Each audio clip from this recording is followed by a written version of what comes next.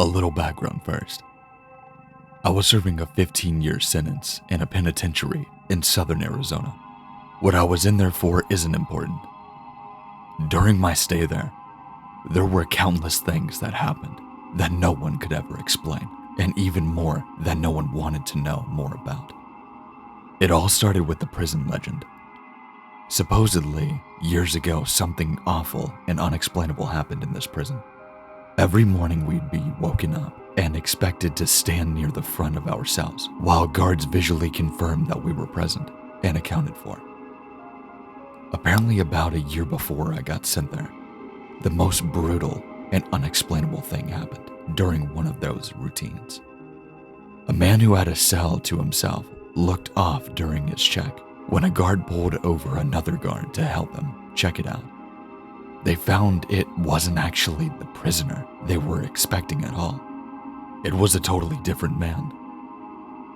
This man was wearing the skin of another man over him, loosely fitting, draped over him, apparently looked like a real monster. The scariest things were, though, was the guy wearing the skin was not an inmate. They had no idea how he even got into this prison, let alone a cell. What's worse is they couldn't even figure out who the hell this guy was. He wasn't documented anywhere.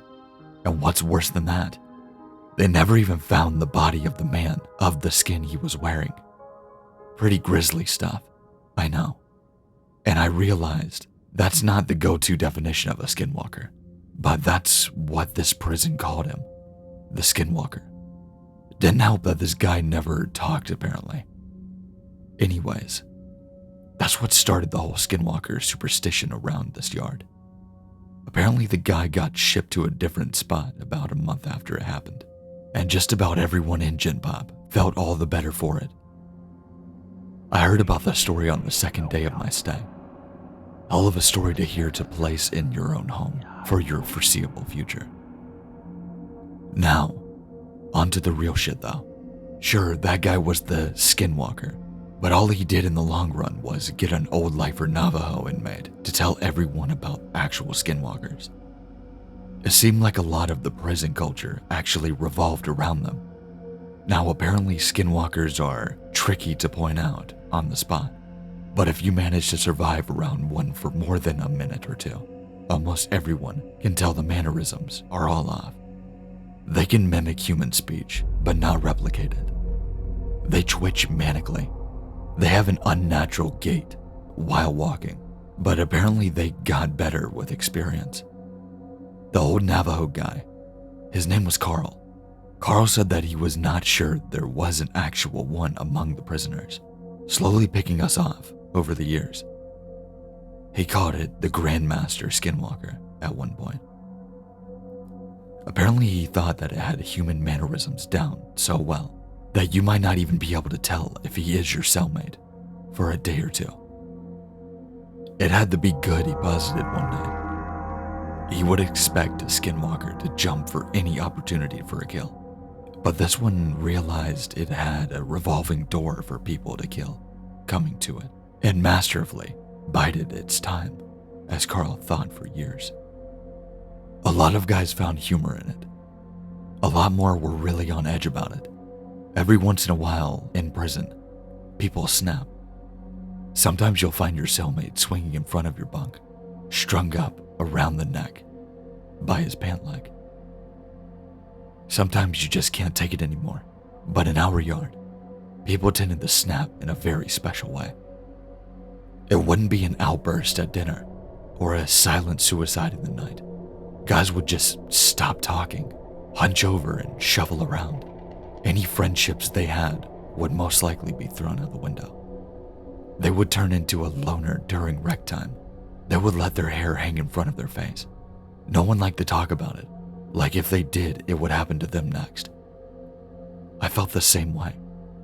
I didn't know if it was a skinwalker or just people going crazy, but I didn't want to find out. It wasn't clockwork or anything, but every time someone snapped in this way, it wasn't more than just a couple of weeks before they shipped off or transferred to God knows where without anyone knowing beforehand. Then there were the nightmare occurrences. Short, loud bursts of sound echoed through my cell block during all the hours of the night, on a regular basis. It sounded like a mix between a pig dying squeals and nails on a chalkboard. Just another thing no one liked to talk about. Even scarier were the shadows and footsteps. The block was dimly illuminated in the night by a few lights hanging from the ceiling outside of the cells. I myself saw shadows fling across my walls on regular occasions when there were definitely no guards near my cell. One time near the end of my sentence, I woke up, looked at my back wall, and found a perfect silhouette of a person standing there. But when I looked, my bunkmate was asleep and no one was outside of my cell. And the footsteps. Everyone hated the fucking footsteps. They were the scariest part. In the night, sometimes more rarely than the shadows, you would hear ungodly fast footsteps. They sounded like wet feet slapping on the tile floor.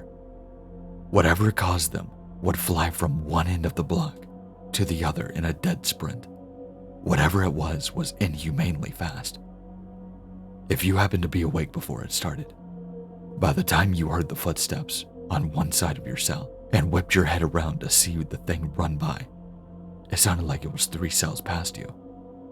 Everyone hated the footsteps. I agreed. I thought they were the worst. I was released from that place about a month ago, and I have more stories that I can count. I swear it was nearly my turn. About a week before I was discharged, my cellmate and a good friend of mine snapped in that same kind of way. I didn't sleep for an entire week. Well, I did sleep, of course, but never for more than a few minutes at a time. Never turned my back on that guy. The scariest thing, I woke up one night to him somehow snaking his body through the bars of our cell. For reference, I couldn't get anything past my shoulder through them. The worst part though, he was coming back in our cell. On the day of my release, I didn't say a word to him. I just laughed.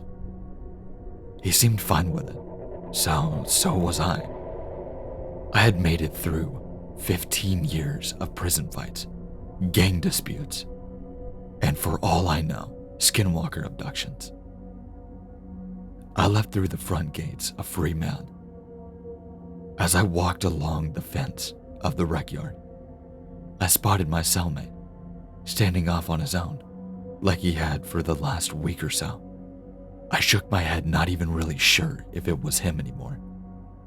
I took one last look over the yard, this time from the other side of the fence. I wish I hadn't. There, standing off on his own, on the other side of the yard, was Carl, slouched over, eyeing the other inmates, and twitching manically.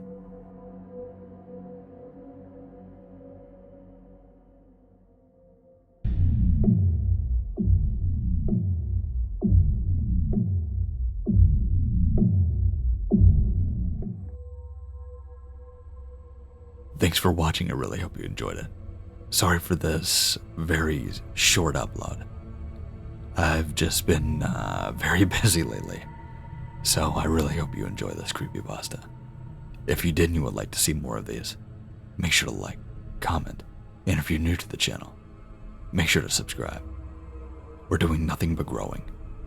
I've got a lot more creepypastas and a lot of other stuff as well if you like the true type of stuff as well.